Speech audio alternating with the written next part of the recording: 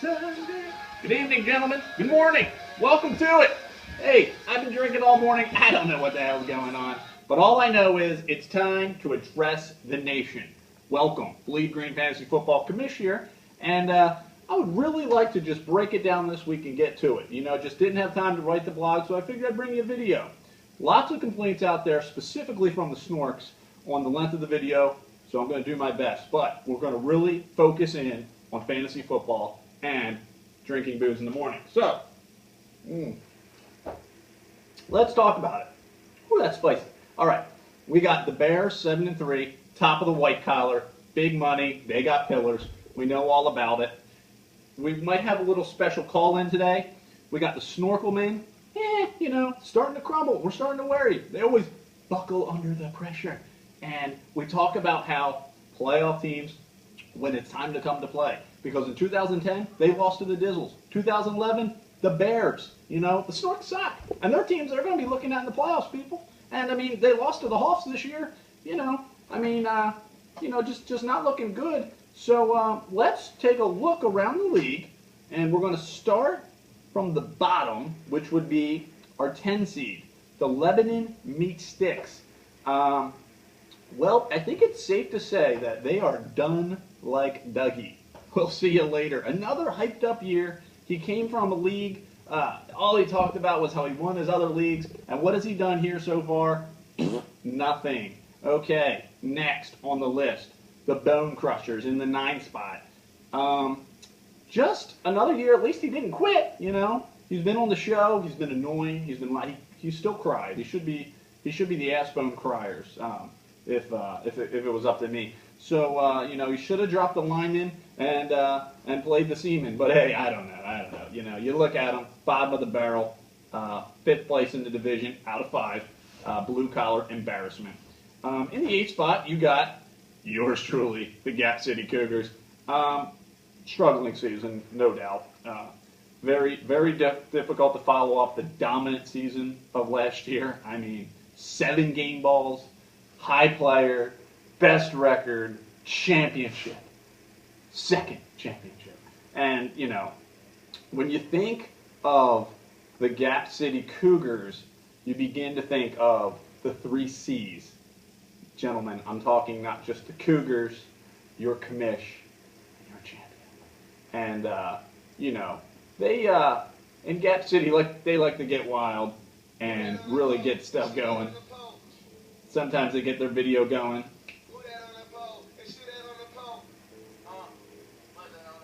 Put that on it.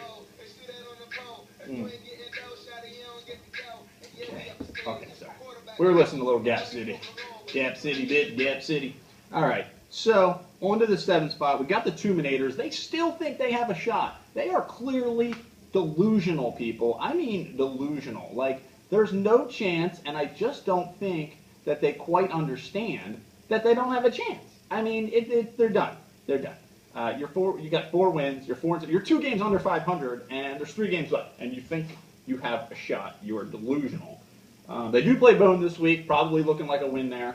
But in the final 2 weeks, though, they could play spoiler because they're back-to-back against the Snorks. If you look at the schedule, we had a little mishap. Hey, it happens, you know. And I could see the Tuminators spoiling the Snork season because, boy, do they suck.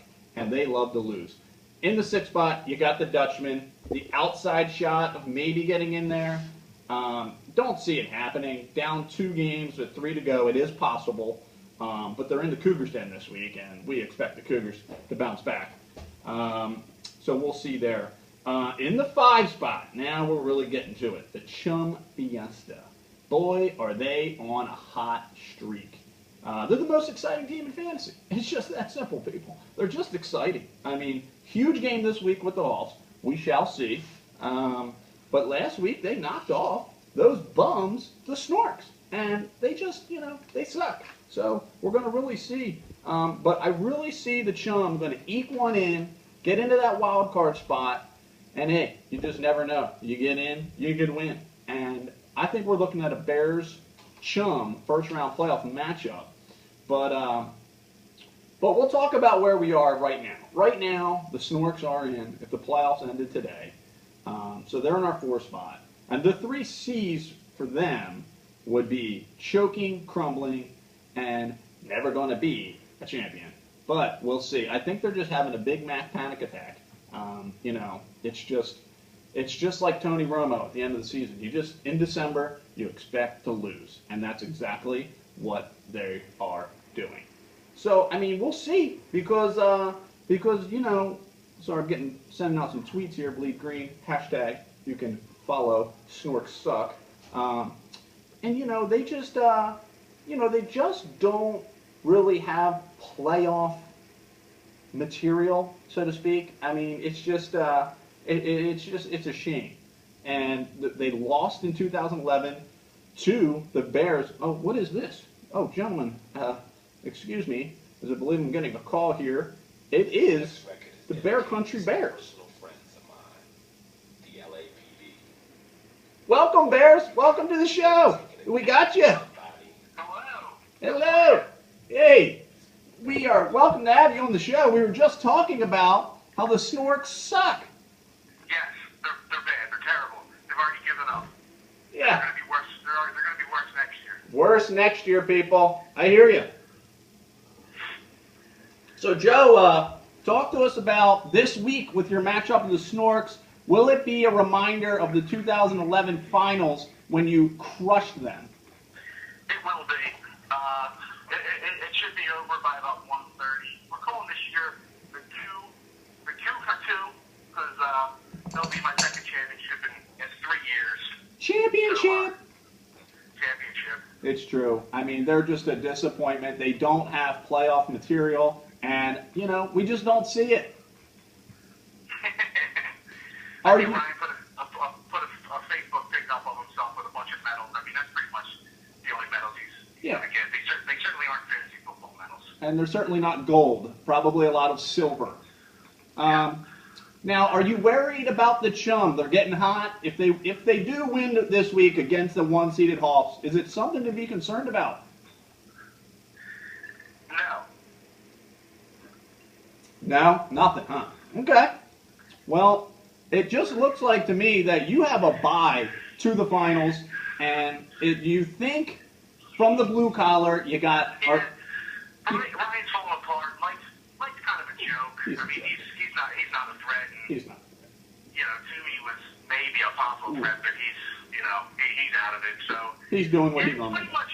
The Bears are on cruise control. They're on Cruise control. For the finals where it'll probably be loser. It'll be nice. I beat him in most years. I beat him in goals, and I beat him the first week of the year. So it'll be nice. It'll be two championships, 3 years. Hey, not bad. The road to a dynasty, and like you said, you knocked off the Hawks, and I think they're just scared of you, and they don't want to see you in the finals. I think they're scared. Yeah, they should be. They should be. All right, Joe. Well, we love having you on the show. Maybe we'll see you again come playoff time, and we'll be celebrating a championship. Sounds good. All righty, brother. See you at the parade. See you at the parade. Later. Pillars. There you have it, little special guest, the Bear Country Bears, the Joe. And, that's just enough to say about them at the 3 seed, how they will go on for their another championship. We got the Dizzles at the 2 seed. It is interesting with them as they, have had a bit of a turnaround type season. I mean, they kind of they were at the bottom, and now they're here. Last year they were in the toilet bowl. This year they're all the way up to the 2 seed. They've been as bottom, it's just a few weak spots in the lineup. A few weak spots in the lineup, but guys have stepped up. They have, certainly. But it's real simple with the Dizzles, especially Big K-Lam, and we just don't like you. Because, A, you're a Lions fan, and that is a problem, especially when the Eagles play you in a couple weeks. But it's most importantly because of your Pittsburgh Penguins. And we would like to just eliminate that from being a problem. Okay, Keith, this is a little message for you from Bleed Green Football.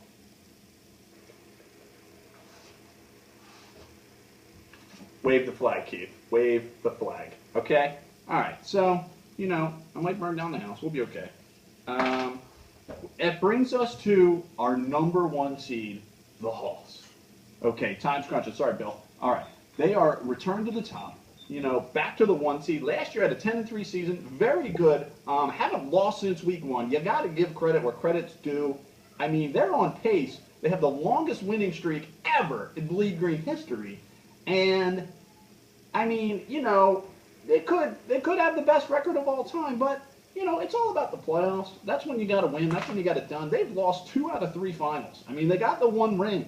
But many people think there's a 1 seed jinx this year, that they almost need to lose one here at the end to maybe just get that out of the way to make a playoff run.